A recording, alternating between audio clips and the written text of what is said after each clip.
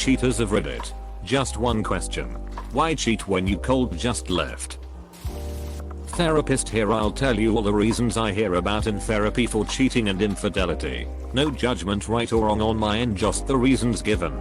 I'm miserable, but if I leave I can't support myself, my kids, so I'm going to try and find happiness in brief moments with someone else. I love him, her, but I'm not getting my sexual needs met. I love being with the person, but they are not open to exploring other sexual acts or they don't please me sexually, and I feel trapped. We are both unhappy, but we can't afford to leave one another. So we are both cheating without talking about it. My partner doesn't care about my emotional needs, and I'm getting those needs met through others. The sex is a byproduct of a better emotional connection. I'm expected to stay with my husband/wife because that's what you do when you're married. My parents never divorced and neither should I. My partner has severe mental health issues, but I can't leave them. But I don't love them anymore. So cheating helps me not feel so alone. This is complicated. I was with my ex for about 8 years. We were trying to start a life together. We sort of made a pact. If he helped me through school, I'd help him through school. I finished school and started making the big bucks. It was his turn. Unfortunately, in order to make the big bucks, I had to move and go long distance. I visited every weekend. He never visited me. About 2 or 3 years into my job, the stress was killing me. The people were hateful, and I was working inhumane hours. I'd come home every weekend and just kinda cry and say I can't wait till we can be together again. I miss him so much, etc. He would tell me he just had a few more classes to go and would graduate next year. Next year for real. I feel dumb cause in hindsight, it's obvious. Plain as day, but I never thought he'd lie to me. This part is important. I was always accepting that my soulmate find that school wasn't for them. I was always sure to give him an out. I just wanted him to have the same chance he gave me and to be happy. Anyway, I paid for all of his expenses, rent, groceries, everything. I even gave him $100 a week for an allowance. I was sure to tell him to save as much as he could. It could be his savings to help him out if he found himself in a bad spot. One weekend, I come home and I'm stressed to the maximum. I hugged him close and tell him I miss him, and I count the days down until we can be together again. Once he graduates, we will be unstoppable. My ex breaks down and confesses that he was actually suspended from school and has been just sitting at home for the last year. Seriously. He was sleeping in every day and playing video games while I busted my ass. I even cleaned up that apartment on the weekends. He was always telling me he was so busy with school, he didn't have time to clean. Yeah. About this time I start looking for an out. I knew on some level we wouldn't recover from this, but we had been together for so long. Sunken cost fallacy. I ask him how much he has in the bank. I tell myself that if he can support himself while job hunting, I can leave. Nope. He has 24. Where in the heck did all that allowance go? Fast food and Magic the Gathering cards. I know I'm a fool. You don't have to say it. 2 weeks after his confession, he wrecks his car and it's totaled. So he's got no car, no job, and I'm about to leave him homeless. I didn't know what to do. We were still together, I guess, cause I didn't know how to end it. But I did find someone else during that time, and while I never had sexual contact, I guess it'd count as emotional cheating.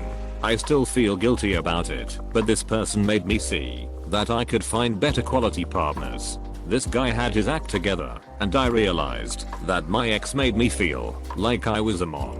Eventually we did split officially when he got a little more stable, and I started dating the guy mentioned above. I still worry about my ex a lot. He's not doing well these days, but I can't say I'm surprised. He had a pretty sweet setup, a great thing going for him, and then he managed to blow all of it. Very expensive lesson to learn on my part, one guess. I tell myself it was cheaper than having a baby with that guy. I try not to think about it. I've looked into this for some years now. Back in Africa, so many would rather cheat than divorce due to religious constraints, social stigma attached to being divorced, financial implications, security, and especially because of children. Men are also given a pass for adultery in most part of Africa. I was struggling with my sexuality and selfishly explored that during a very rough patch in our relationship instead of doing the right thing. After a few days the guilt ate me up, and I did the right thing in the end. Would never cheat again. My ex did the same thing. We were long distance 1.5h and I came up to visit like every other weekend, and she brought up an open relationship. I told her if she wanted to do that, we could discuss things, and then it never got brought up again. Months later when COVID hit and she went home from uni to the UK, she told me she had slept with someone when she was home over winter break, and that person would be coming over that night. I should have ended it there and then, but I didn't want to throw away 2+ years of a relationship. Then she told me that she thought she was Pollyann, that she and the other girl started dating, and that she was mad I didn't make her birthday special. Just after she told me she cheated, while I was transitioning to WFH and attempting to keep my job, I realized it was only her wants that mattered to her and left her about a week later. She and the other girl are still together to this day. I doubt the other knows the full story. Good on you for growing from the experience and choosing to do the right thing in the end. We all make mistakes. What's important is that we learn from them. I asked this once of a friend who was cheating on her husband. Lover was also married, but wouldn't leave him despite claiming to be miserable. Because then who would take care of her? If she left she'd need either a job or a sugar daddy. Neither seemed likely. I was young and immature, only cared about my immediate happiness and survival of my ego, feeding my ego. Looking back, there was no excuse. Should have left and not added to someone's mental trauma. I guess karma was there eventually, as my last partner was a toxic, abusive piece of shit. Edit validation is what I was also after. An acquaintance of mine has been cheating on his wife for 20 years. He confides in my husband, who tells me he's part of an older generation who believes a man's duty is to take care of his family, including financially. It would betray his moral code to leave his wife. His wife is asexual and aromantic as far as we can tell. She's a nice enough lady, but she's off in la la land all the time and can't hold a conversation or bond socially unless it's a conversation about the Bible. It's hard to be around her for more than 10 minutes. If he divorced her, she most likely will be single and destitute for the rest of her life. He cheats so he can stay married. She knows he cheats and turns a blind eye. It's not my cup of tea, but they're both happy enough as married roommates. Edit spelling. And to clarify this, they both got married young. She was always religious but got way worse as she turned to church for emotional comfort she would usually get from a relationship. Supposedly she was always asexual. The guy has the emotional capacity of cauliflower. They were both young, hot, and doing what they were supposed to do at 19, 21 in their town. The guy definitely has to hide that he's cheating, or the wife gets incredibly upset and drags him to therapy, church, etc. The guy isn't subtle, so all the evidence of cheating is there if she wanted to figure it out. It is most definitely not an open marriage. Edit to this is not don't ask don't tell. That requires consent. Both people would consider this cheating if one of their friends did it. It's just that cheating is preferable to divorce for both of them. The world is a large place with many different subcultures beyond the experience of a lot of modern, internet savvy people. Labels like hetero, ace, poly, etc. don't always apply to people just because their lifestyle resembles something familiar to us. It's plain old cheating. Edit 3. I'm astonished at the number of people who equate turning a blind eye with consent. If you've repeatedly caught your spouse cheating, fussed, yelled, cried, and forbade it, they continued to do it anyway. They just weren't so obvious about it. And divorce isn't an option because of your culture. It is not consent. If you consent, your spouse doesn't continually lie, hide, manipulate, and sneak around. In an argument, my husband told me he wasn't in love with me and never had been. That he knew it at our wedding. It was the most painful thing I've ever had to hear. We'd been married a year. I decided to stay because I loved him anyway and hoped he would change. I ended up giving him an ultimatum to go to therapy or end the marriage. And then I met someone who thought I was amazing and beautiful, who treated me like he loved me, but I didn't want to break up the family. It was stupid, and I regret it. I think the part where you say you didn't want to break up the family must be a massive reason for many. The question makes it seem obvious that you could have just left, and the most upvoted answers are all about narcissism or ego or sugar daddy hunting women. But I think it is easier to say, if you are unhappy just leave, while in reality, if you are unhappy in an abusive situation, or depressed or things are just not working, but you have small children, for example, or your partner needs you financially, emotionally, and all your family and friend circles are intertwined, you can't just leave. You might feel emotionally trapped and conflicted, loving your family, but suffering in the relationship. This might lead to escapism via cheating. By the way, I'm in a happy relationship and not planning to cheat. I just have a feeling the reasons are sometimes pretty mundane and human.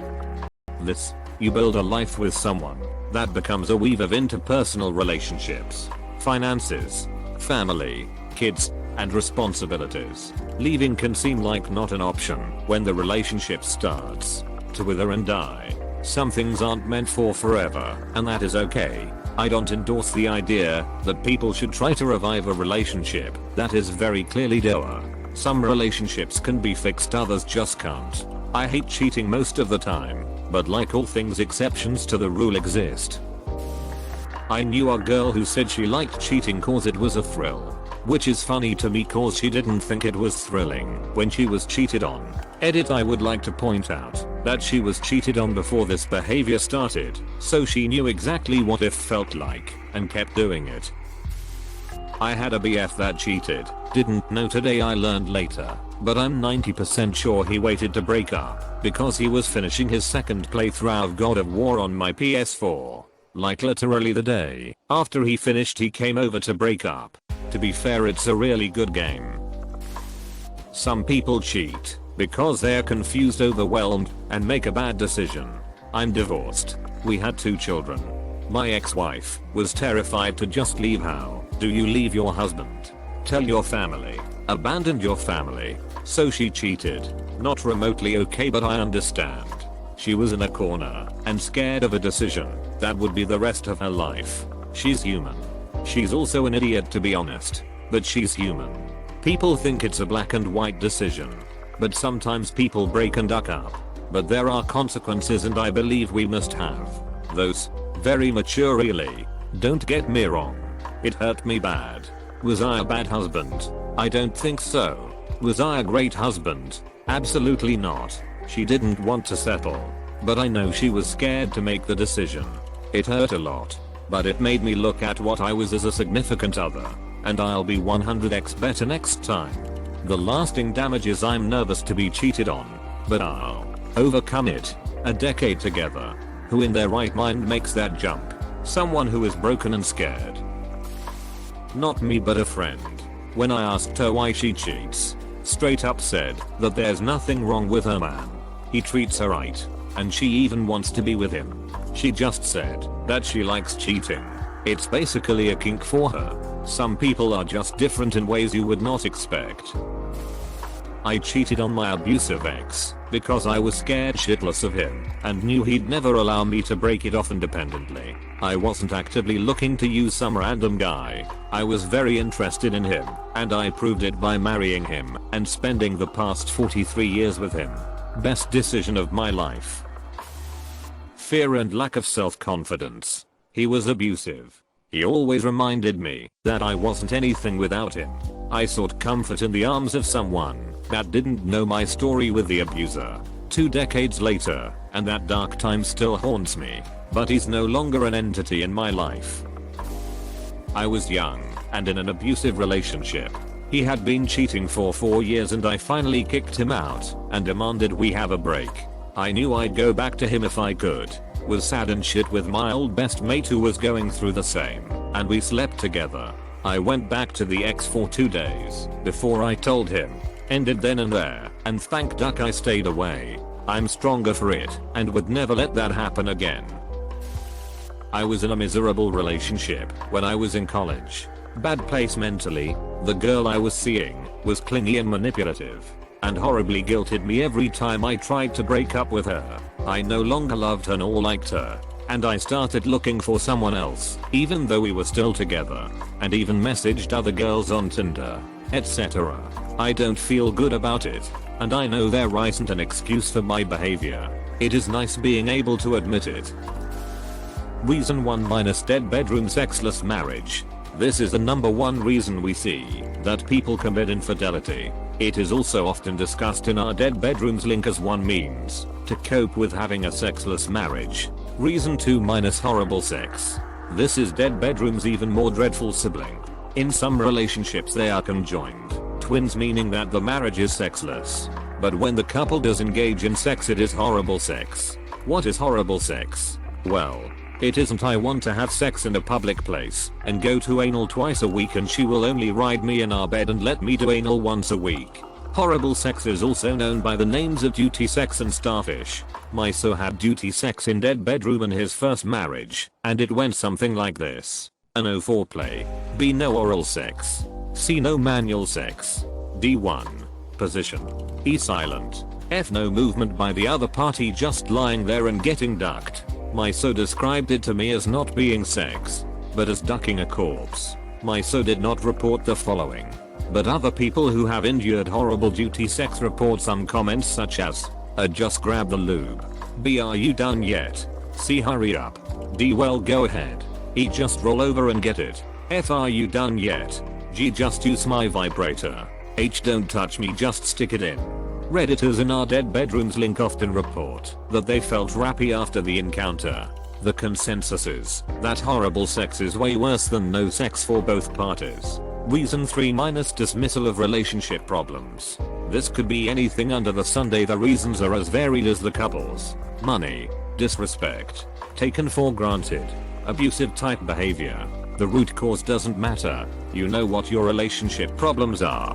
If your spouse has asked you for marriage counseling and you've responded with any variation of the following statements, then this is one of the factors in your spouse having an affair. Oh, we don't need marriage counseling. B counseling. I'm fine. C you're unhappy for reasons that have nothing to do with me. D you're the problem.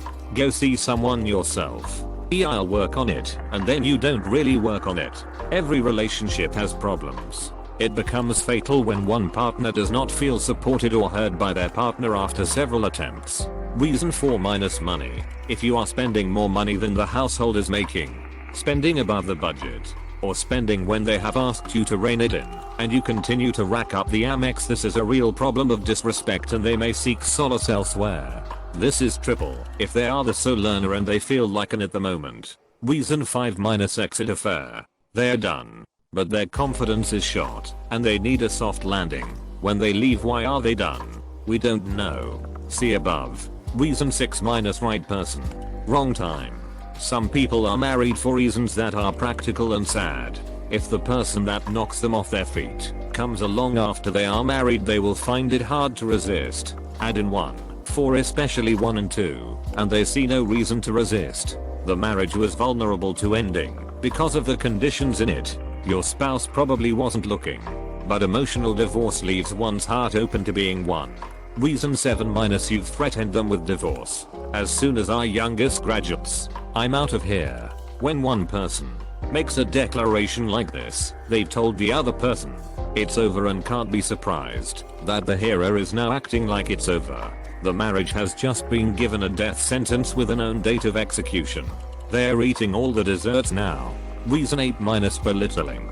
This is so much more a factor than most of the people on even this sub realize. When you snark at your spouse, make a joke in front of people at their expense, criticize them, dismiss me, etc., you create a negative space between you all that works its way into a brick wall that opens up the space beside your spouse to someone else. I see a lot of people of both sexes do this and just cringe. You can see the belittled spouse recoiling, and eventually most of them will seek comfort in a friend, an attractive friend of the opposite sex. No one is out trolling Ashley Madison here.